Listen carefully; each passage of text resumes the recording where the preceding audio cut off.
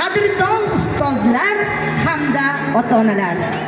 Bugun butun O'zbekiston bo'ylab maktab bitiruvchilari uchun so'nggi qo'ng'iroq tadbirlari xushvaqt holda nishonlanmoqda.